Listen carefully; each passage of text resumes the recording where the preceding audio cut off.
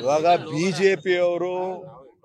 ಬಿಜೆಪಿಯವರು ವಿಜೇಂದ್ರ ಅವರು ಎಲ್ಲರೂ ಹತಾಶ ಆಗಿದ್ದಾರೆ. ತಪ್ಪೇ ಮಾಡಿಲ್ಲ ಅಂದ್ರೆ ರಾಜೀನಾಮೆ ಕೊಡುವ ಪ್ರಶ್ನೆನೇ ಬರಲ್ಲ. ನಾಳೆ ಕೋರ್ಟಲ್ಲಿ ಹಿಯರಿಂಗ್ ನಾಡಿದ್ದು 29ನೇ ತಾರೀಕು 2:00 ಇದೆ. ಎಲ್ಲರೂ ಆತರಿಂದ ಕಾಯ್ತಾ ಇದ್ದೀವಿ. ಮೊನ್ನೆ ನಮ್ಮ ಪರವಾಗಿ ಅಭಿಷೇಕ್ ಮನು ಸಿಂಘ್ವಿ ಅವರು ಬಂದಿದ್ರು, ಕಪಿಲ್ ಸಿಬಲ್ ಅವರು, ಎಲ್ಲರೂ ವಾದ ಮಾಡ್ತಾರೆ.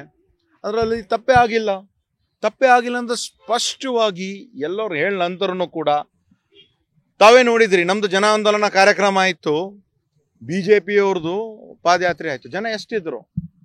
ಜನ ಆಂದೋಲನ ಕಾರ್ಯಕ್ರಮ ಮಾನ್ಯ ಮುಖ್ಯಮಂತ್ರಿ ಸಿದ್ದರಾಮಯ್ಯ ಅವರ ಕಾರ್ಯಕ್ರಮದಲ್ಲಿ ಲಕ್ಷಾಂತರ ಜನ ಸೇರಿದ್ರು ಸ್ವಇಚ್ಛೆಯಿಂದ.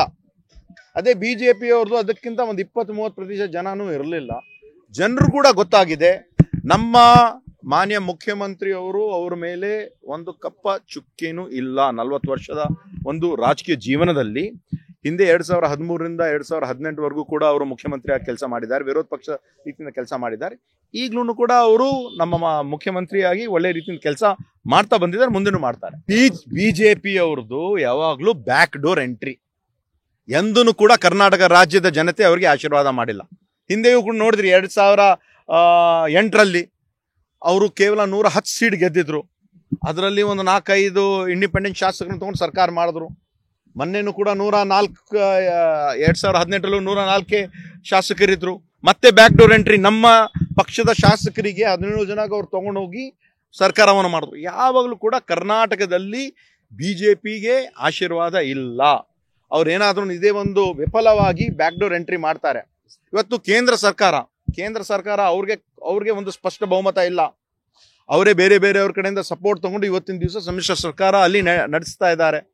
ಅವರು ಎಲ್ಲೂ ಕೂಡ ಒಂದು ಏನಾದರೂ ಒಂದು ಒಳ್ಳೆ ಸರ್ಕಾರ, ಕಾಂಗ್ರೆಸ್ ಸರ್ಕಾರ ನಡೀತಾ ಇದ್ರೆ ಸಹಿಸ್ಕೊಳ್ಳೋಕೆ ಆಗಲ್ಲ. ಅವರು ಏನಾದರೂ ಮಾಡಿ ಉಳಿಸ್ಬೇಕಂತ ಇವತ್ತಿನ ದಿವಸ ನರೇಂದ್ರ ಮೋದಿ ಅವರಾಗ್ಲಿ, ಅಮಿತ್ ಶಾ ಅವರಾಗ್ಲಿ ಒಂದು ಕುತಂತ್ರ ಮಾಡ್ತಾರೆ, ಒಂದು ಷಡ್ಯಂತ್ರ ಮಾಡ್ತಾರೆ.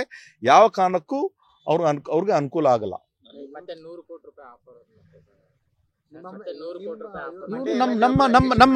ನಮ್ಮ ಪಕ್ಷದಲ್ಲಿ ಇರ್ತಕ್ಕಂಥ ಒಬ್ಬ ಶಾಸಕರು ಹೇಳಿದ್ದಾರೆ, ಅವ್ರು ಫೋನ್ ಮಾಡಿರ್ತಾರೆ ಅವ್ರಿಗೆ. ಬಿಜೆಪಿಯವರು ಏನೇನೋ ಒಂದು ಪ್ರಯತ್ನ ಮಾಡಿ ಅವ್ರಿಗೆ ಫೋನ್ ಮಾಡಿರ್ತಾರೆ. ಅದಕ್ಕೂ ಕೂಡ ಅವರು ಮಾತಾಡಿ ಹೇಳ್ತೀನಿ ಅಂತ ಹೇಳಿದ್ದಾರೆ.